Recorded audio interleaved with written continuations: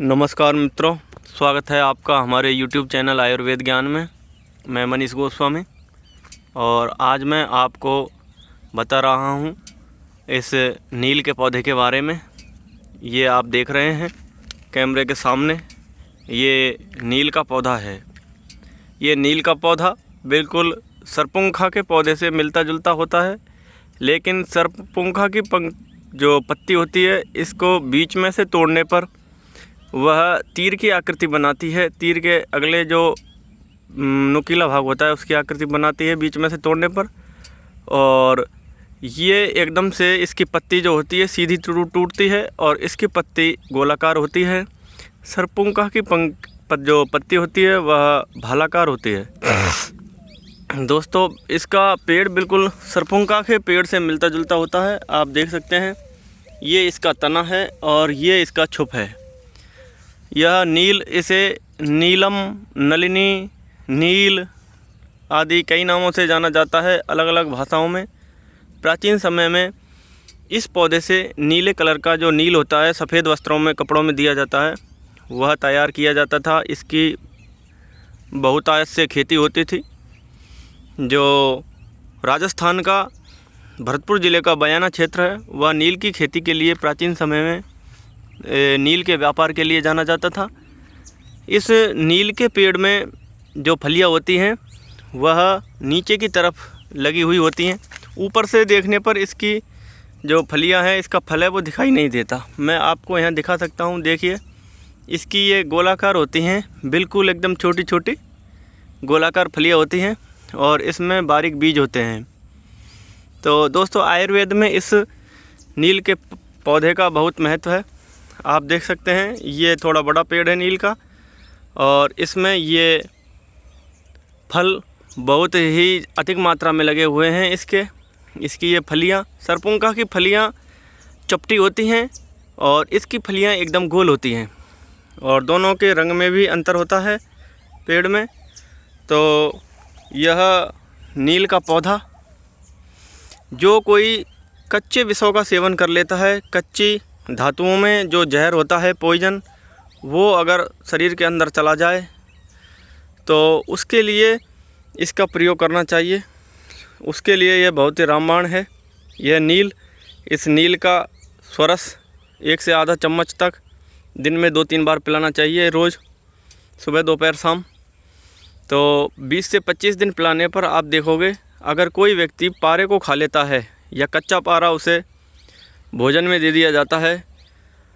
अभी भी बहुत से लोग शत्रुता निकालने के लिए अपने दुश्मनों को खीर आदि, दूध या किसी भी माध्यम से, भोजन के माध्यम से पारा खिला देते हैं। हमने देखे हैं कई व्यक्ति जो पारा खा चुके होते हैं, तो कच्चे पारे के खाने से, सेवन से, क्योंकि पारा विषयुक्त होता है, तो वह धीरे धीरे अपना प्रभाव दिखाता है।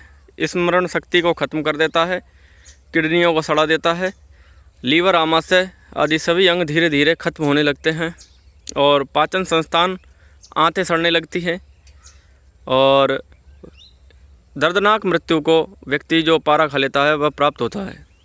तो 20-25 दिन इसके पंचांग का काढ़ा बनाकर पिलाने से या इसका स्वरस निकाल कर पिलाने से पेशाब के माध्यम से पारा बाहर निकल जाता है।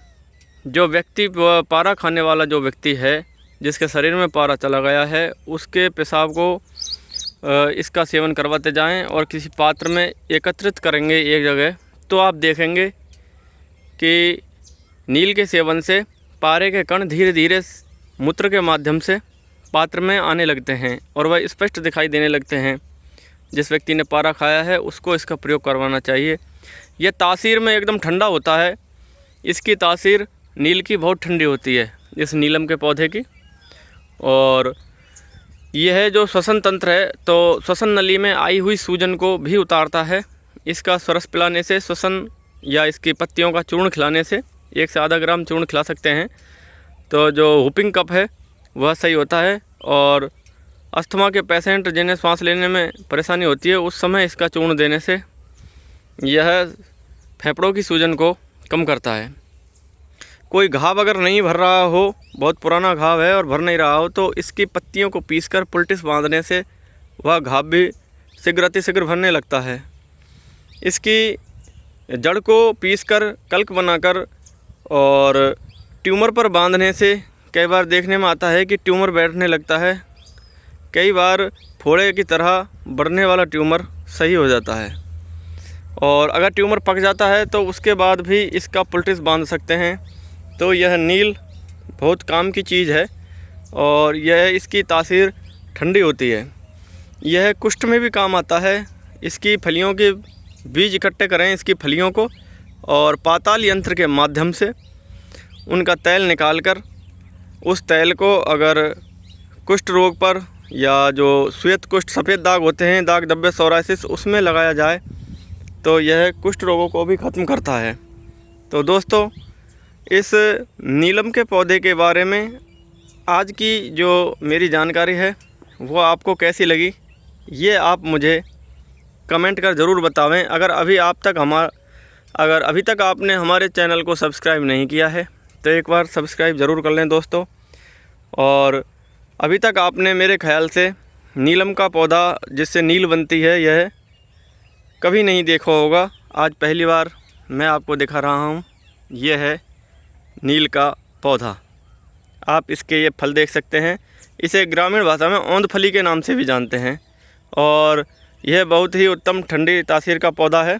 सभी प्रकार के विष को शरीर से बाहर निकालता है, शरीर को डिटॉक्सिफाइड करता है। यह शरीर में पॉइजन नहीं छोड़ता बिल्कुल भी दोस्तों। जय हिंद, जय भारत।